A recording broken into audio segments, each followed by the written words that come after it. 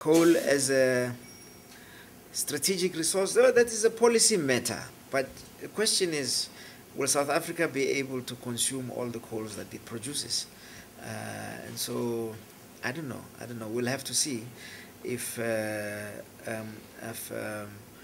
means that the volumes of coals that are exported must come down. We will have to adjust our business model. But you must remember that we don't decide those issues. We are just tatala begala. So they just tell us, go and fetch there and put there, like a good dog, fetch. So we send the train to fetch, and it takes to Richards Bay. If they say, don't send to Richards Bay, send to this power station, we do that with the train. So that is our job in the economy, just to take from here and put there.